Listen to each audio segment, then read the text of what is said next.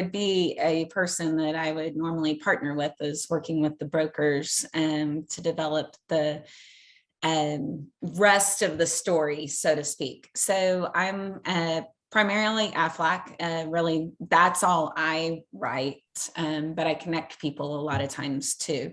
And so Aflac's just supplemental insurance. We're not major medical that's paying the doctors and hospitals, but instead we're there to pick up the next piece and give cash back to the policyholder to help with those out-of-pocket expenses, those high deductible plans or the copays, but also rural communities usually have a travel bill when they're having to go through a cancer treatment or having, heart issues.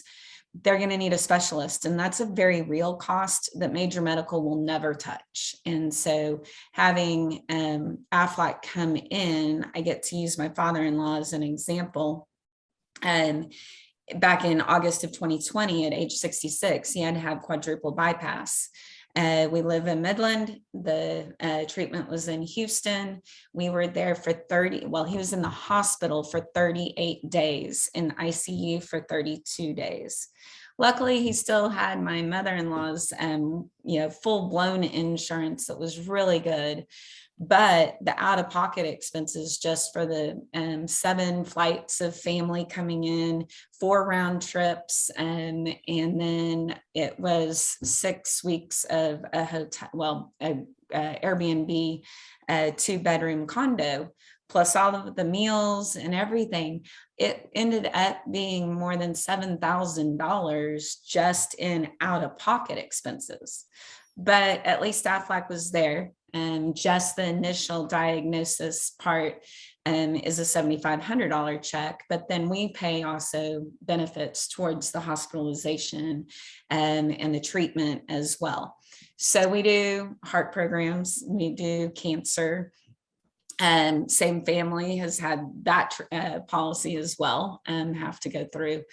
Accident plan is one that where we live is very, very popular. And then short-term disability policies. Sometimes the employer doesn't want to pay for everybody to have a disability. And so Aflac can come in and be those options. Same with dental and vision, is the fact that, hey, you don't want to be on the hook always as an employer, but you want to be able to say those policies are available.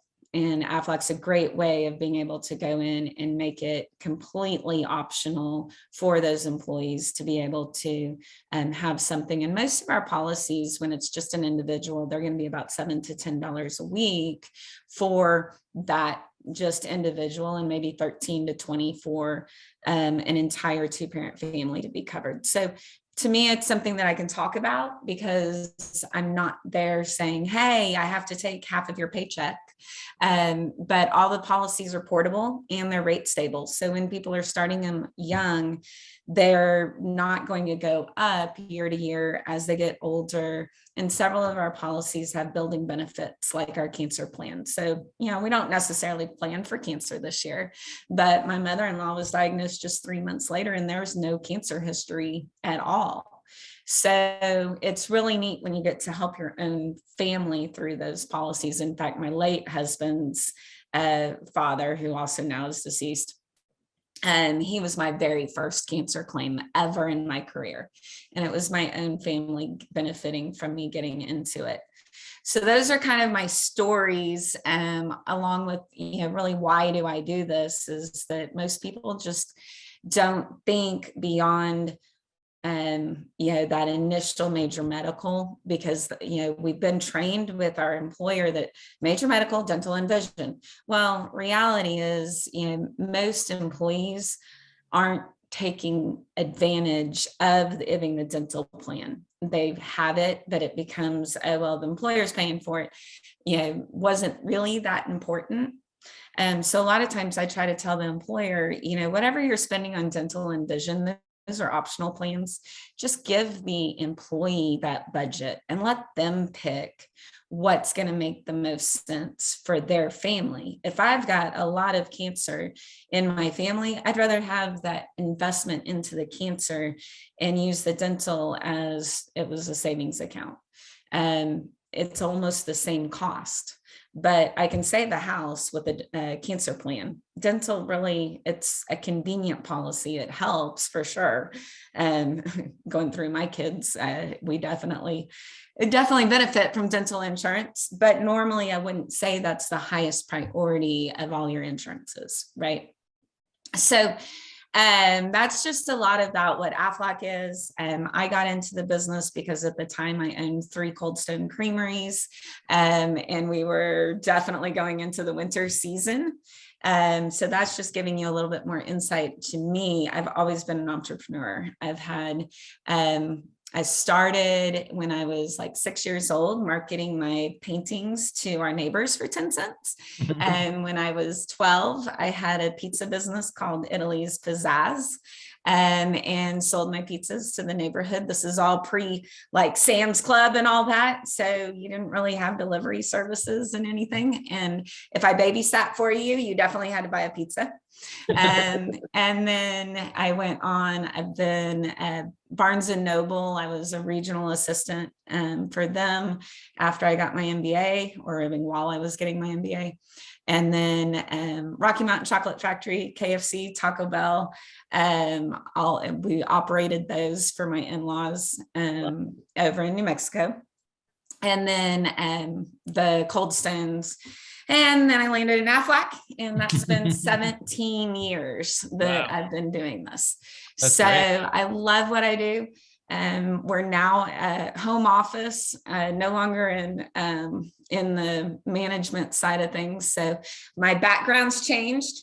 My Longhorn chair is still with me, but this is my pool tables behind it, and was a dining room table. Now it's our office, and we're just making those transitions. So it's pretty fun. Love life, love helping people. It's just a really unique opportunity. I want to do one extra little thing on property and casualty insurance. I actually help a market for some friends of mine when I'm out and about. And this happens so much. So I really want to make sure that you think about it. When you're looking at your plan for covering your house or business, really make sure that you took into account the higher rates. If you're rebuilding your house, are you really covered for what it would cost to rebuild? You definitely need to look at that. I've had a dear friend of mine, her father, older gentleman, had been in with the same person for all those years.